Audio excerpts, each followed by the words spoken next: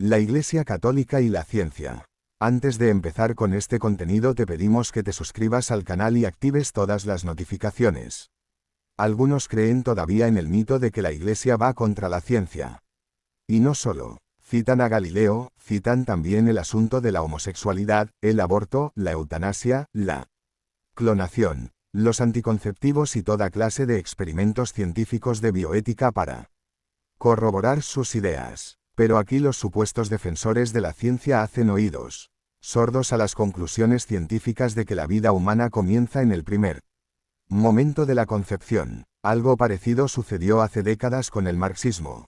La historia ha demostrado que la Iglesia tenía razón al condenar ciertas ideas básicas del marxismo que han dejado consecuencias desastrosas en muchos países.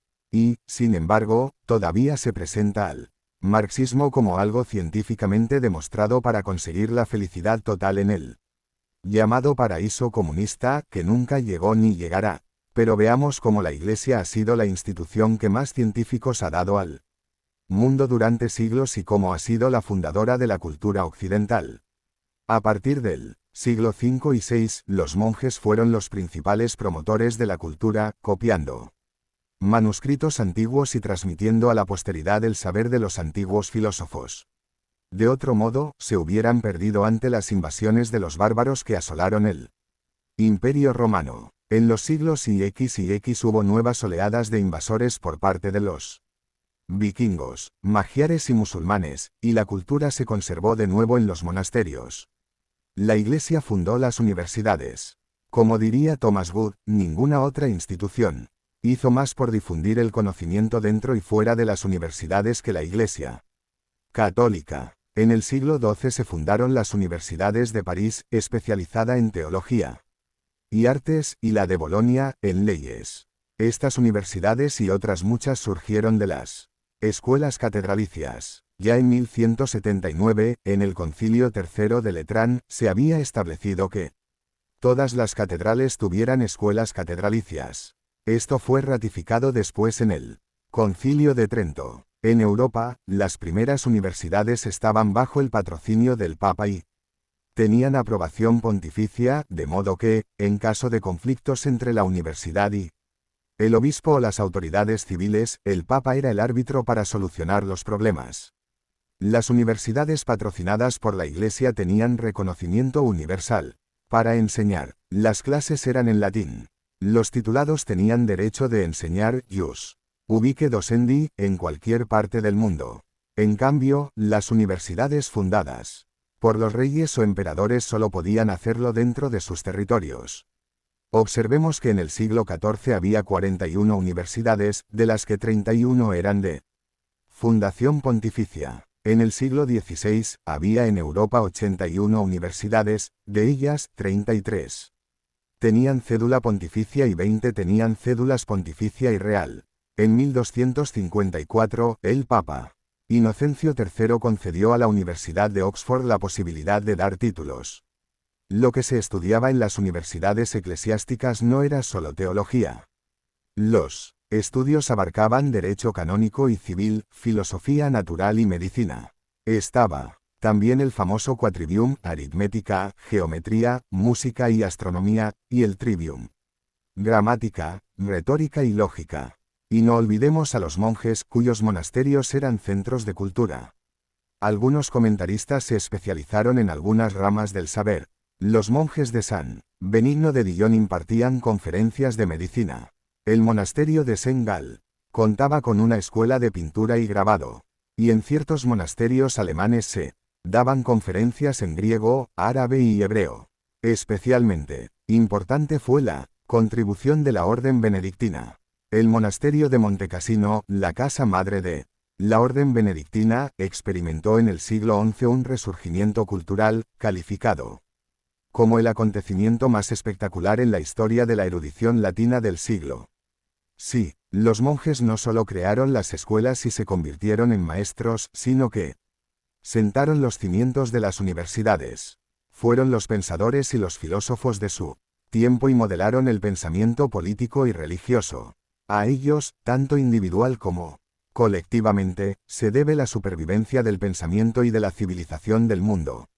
clásico a lo largo la Edad Media y el período moderno. En todas partes, introducían los monjes cultivos e industrias y empleaban métodos de producción desconocidos hasta la fecha por la población del lugar. Abordaban la cría del ganado y de caballos o las técnicas de fermentación de la cerveza. La apicultura o el cultivo de las frutas. En Suecia desarrollaron el comercio del grano. En Parma fue la elaboración del queso. En Holanda los criaderos de salmón y en muchos otros lugares los mejores viñedos.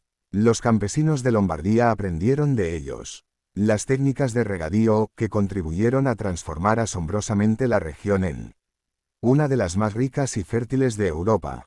El monasterio cisterciense de Clairvaux nos ha legado una crónica de sus sistemas hidráulicos en el siglo XII, dando cuenta de la asombrosa maquinaria de la Europa de la época. La comunidad cisterciense se asemejaba a una fábrica donde, mediante el uso de la energía hidráulica, se molía el grano, se tamizaba la harina, se elaboraban telas y se curtían pieles. Los monjes cistercienses destacaron por su destreza metalúrgica. Entre mediados del siglo XIII y el siglo XVII, los cistercienses fueron los principales productores de hierro en la campaña francesa, y usaban como fertilizantes la escoria de sus hornos por su elevada concentración de fosfatos. El primer reloj de que tenemos noticia fue construido por el futuro Papa Silvestre II para la ciudad alemana de Magdeburgo hacia el año 996. Ricardo de Wallingford, abad de los benedictinos de St. Albans, en Inglaterra, y uno de los precursores de la trigonometría occidental, es famoso por el gran reloj astronómico que diseñó en el siglo XIV. También inventaron la turbina hidráulica, para moler el grano y hacerlo harina. Los molinos a base de agua se multiplicaron por todas partes. En el siglo IX, la tercera parte de los molinos a lo largo del Sena, en París, eran a base de turbinas de agua, la mayor parte propiedad de religiosos.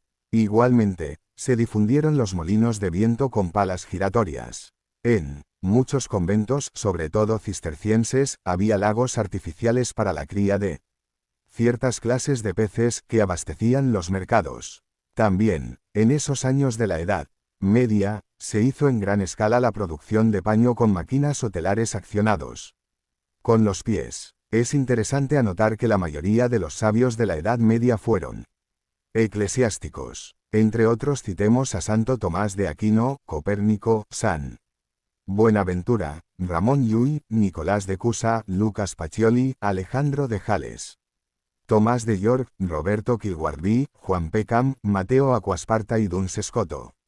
Roger Bacon es considerado el precursor del método científico moderno y es admirable por sus trabajos ópticos y matemáticos. San Alberto Magno, 1200 a 1280, fue maestro de Santo Tomás de Aquino y una lumbrera prodigiosa. Su obra abarcó todas las ramas de la ciencia y fue uno de los precursores de la ciencia moderna.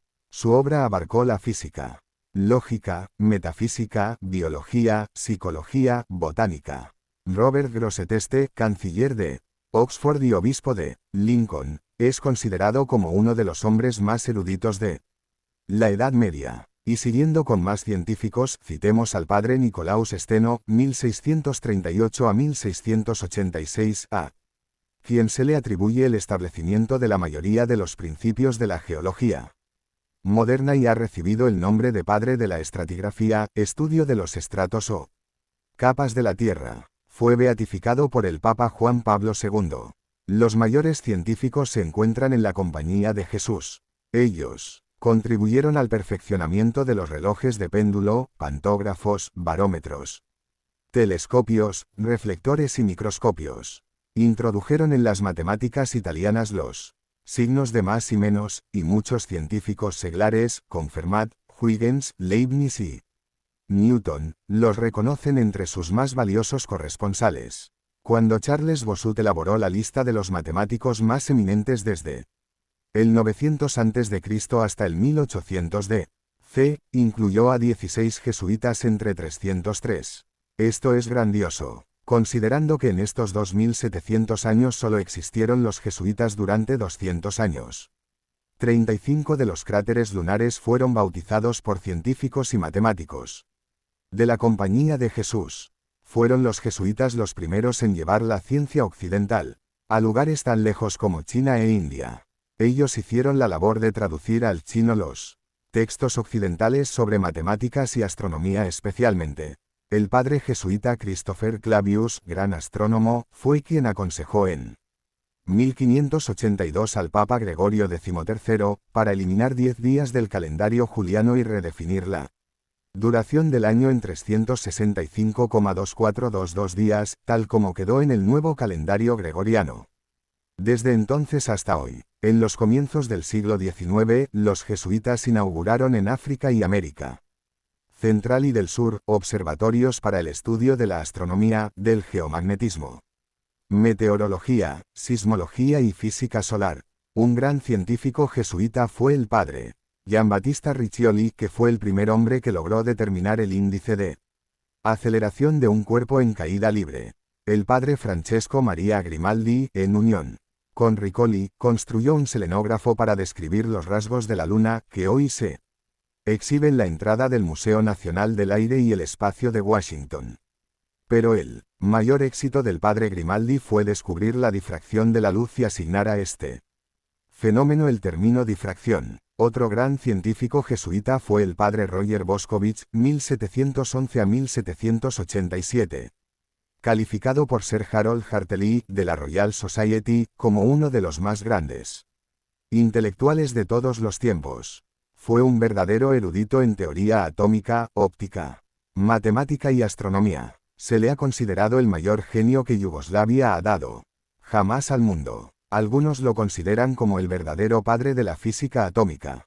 Fundamental. Otro gran científico jesuita fue el padre Athanasius Kircher, 1602 a 1680.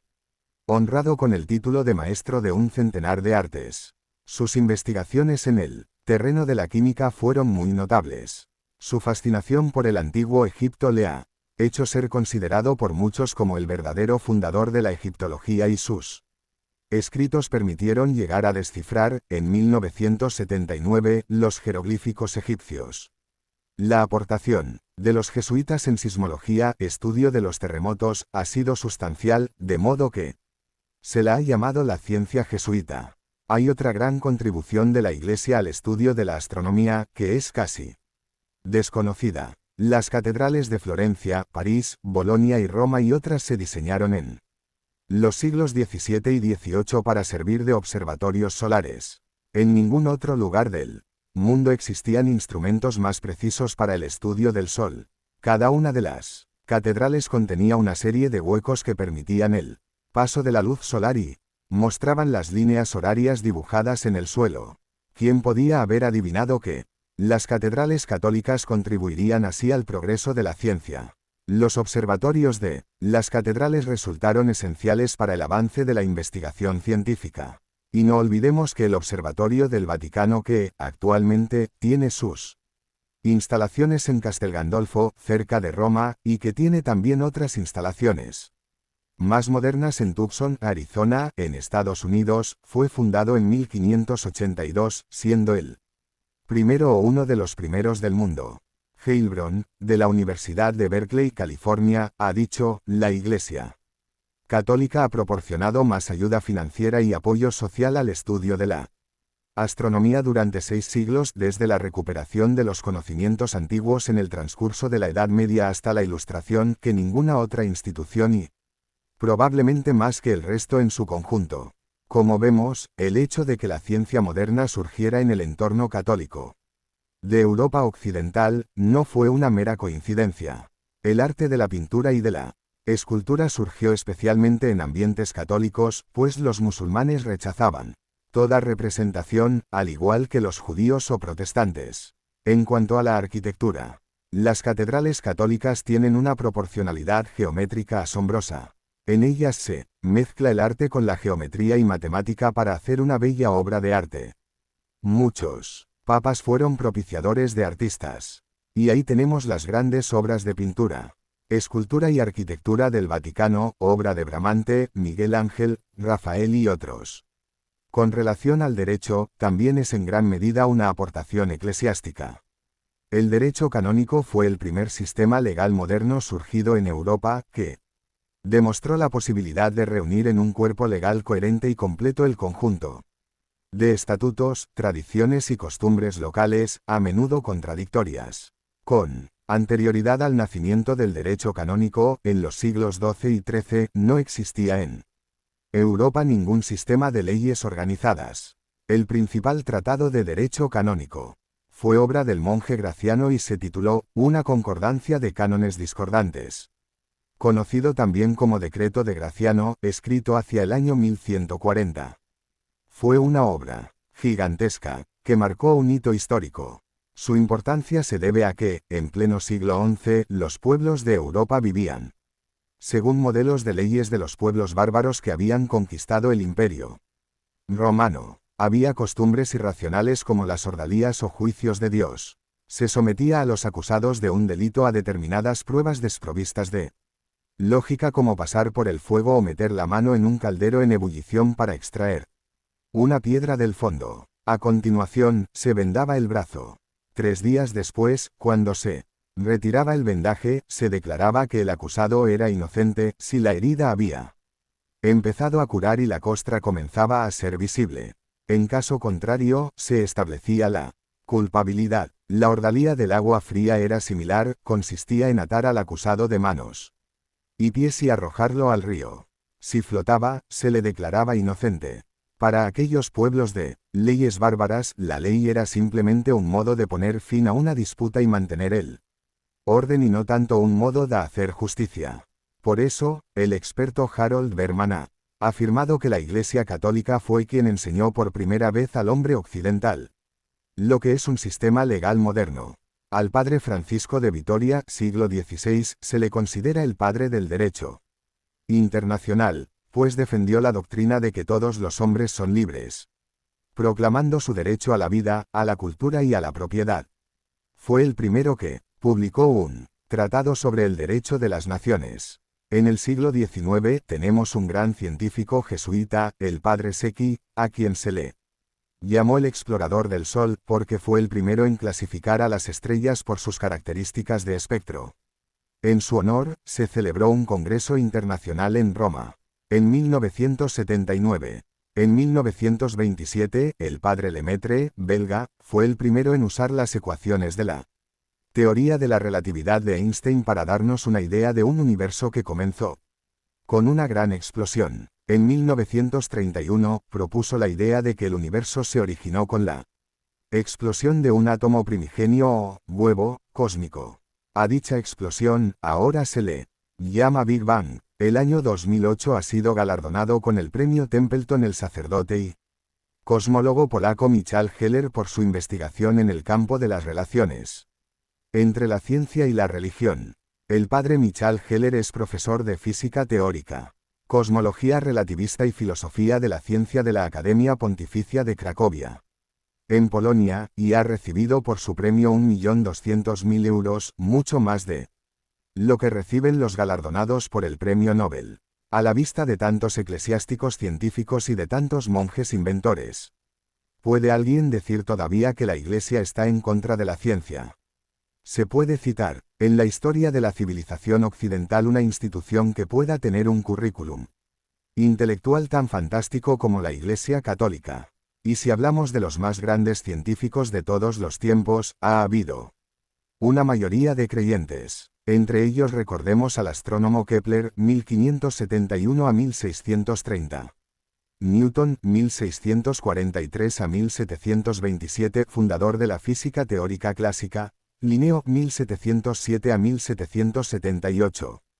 Fundador de la botánica sistemática. Volta, 1745 a 1827, descubridor de las nociones básicas de electricidad. Ampère, 1775 a 1836, descubridor de la ley fundamental de la corriente eléctrica. Cauchy, 1789 a 1857, insigne matemático. Gauss, 1777 a 1855, gran científico y matemático alemán. Liebig, 1803 a 1873, célebre químico. Edison, 1847.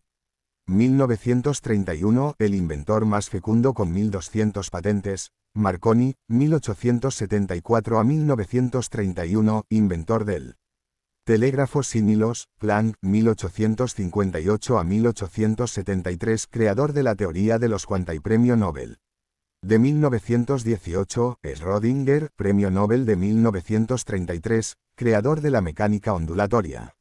Einstein, 1879 a 1955, fundador de la teoría de la relatividad. Wernher von Braun, constructor de cohetes espaciales. Francis Collins, director del programa Genoma Humano. Antonino Cicicci, descubridor de la antimateria nuclear.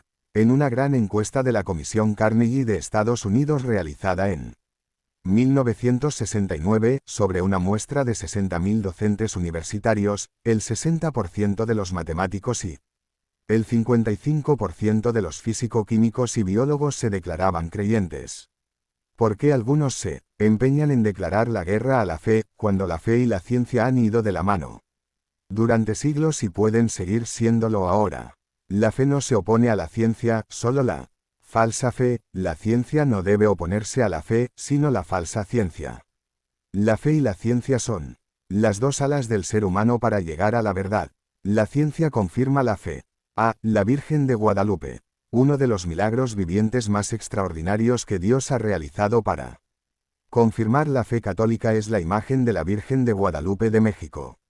La Virgen María se apareció el 12 de diciembre de 1531 al indio Juan Diego y, al presentarle al obispo Fray Juan de Zumárraga las rosas que milagrosamente habían brotado en el cerro de Tepeyac, se imprimió milagrosamente en la tilma o manto de Juan Diego la maravillosa imagen de la Virgen de Guadalupe, tal como podemos contemplarla en la Basílica de Guadalupe de México.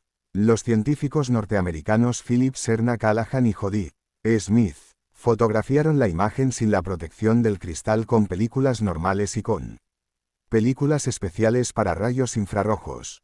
Tomaron 75 fotografías, 40 de las cuales con rayos infrarrojos, y descubrieron que hay algunos añadidos en la imagen por obra de algún pintor humano. Se nota que pintaron una corona en la cabeza y dos ángeles a los costados, que después fueron borrados.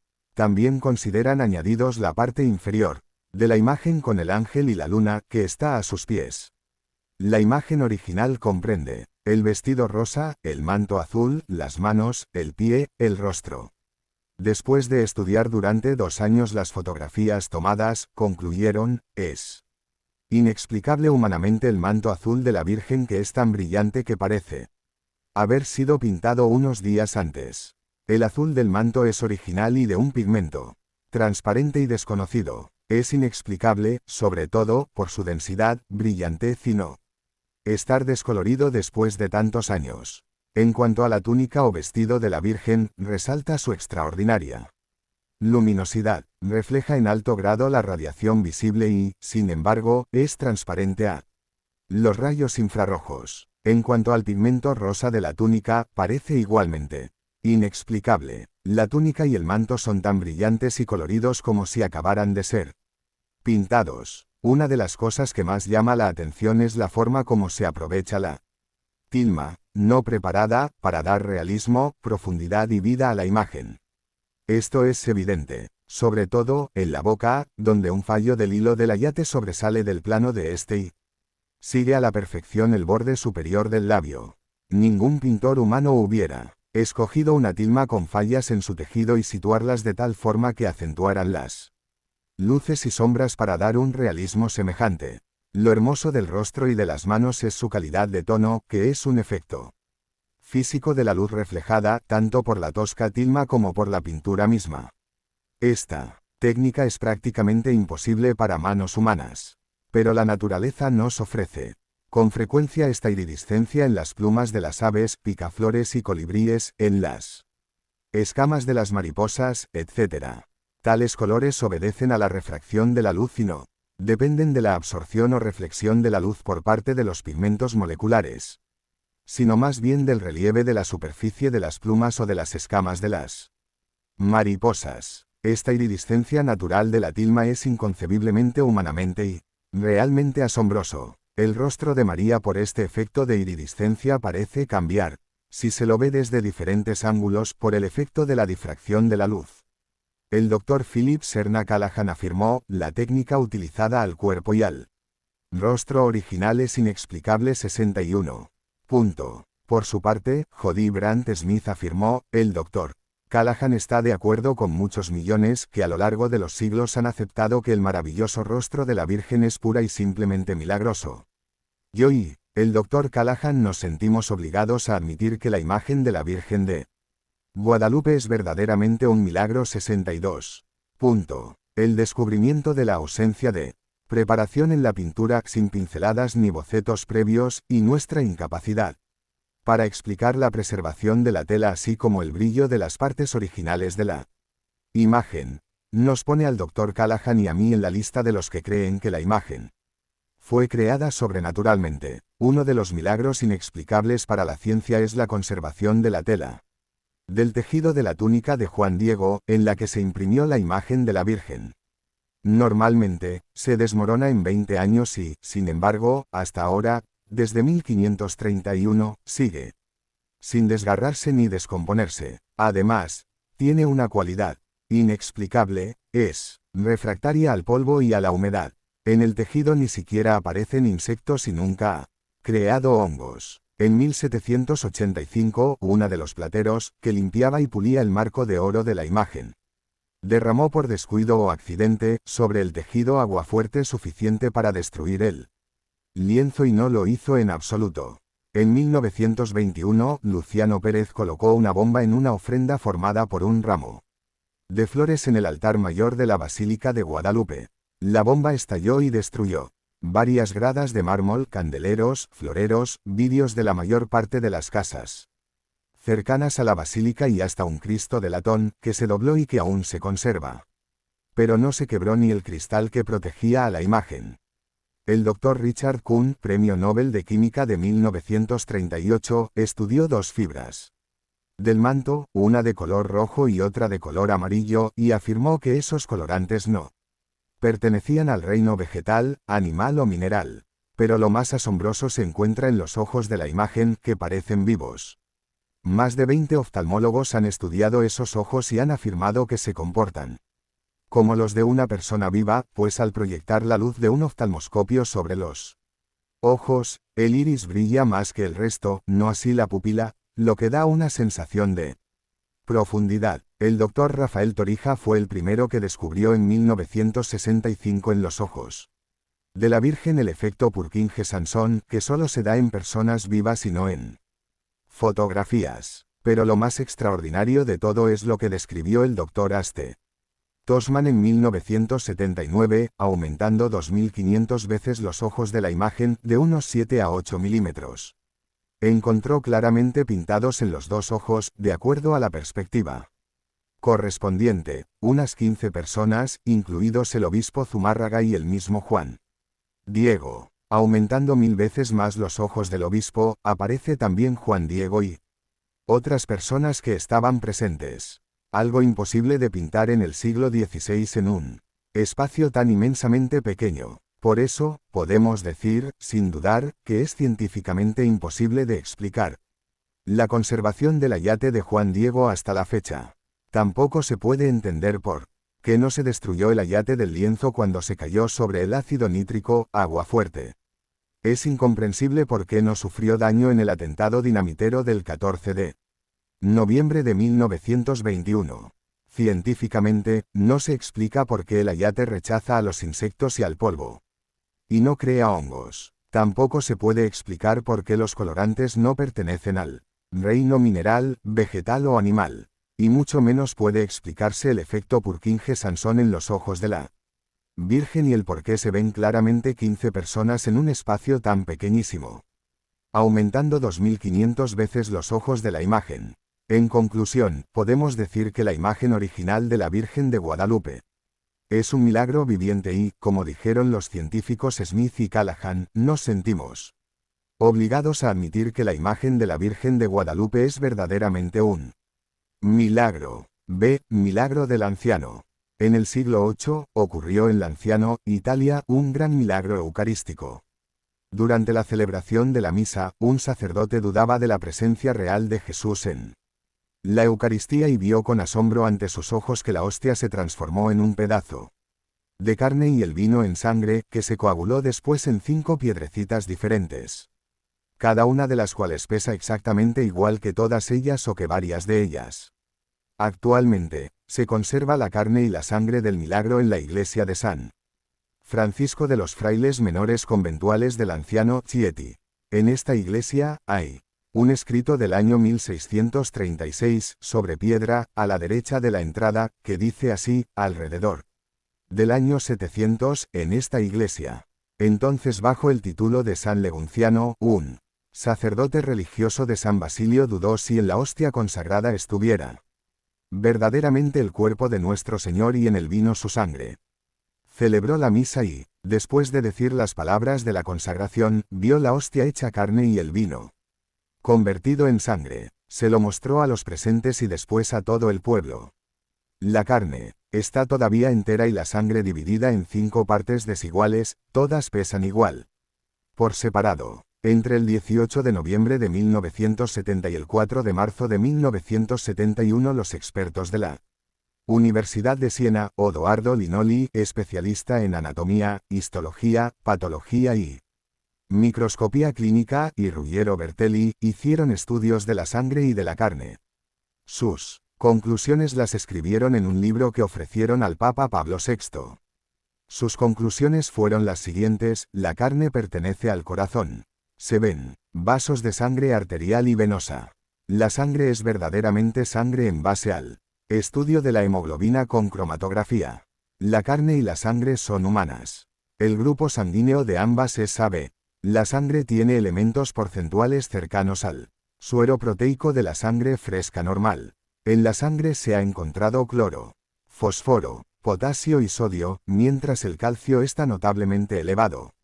Un detalle muy interesante es que solo una mano experta hubiera podido realizar, y con dificultad, una disección anatómica para obtener una lonja uniforme, teniendo en cuenta que las primeras disecciones anatómicas de un ser humano se hicieron después del año 1300.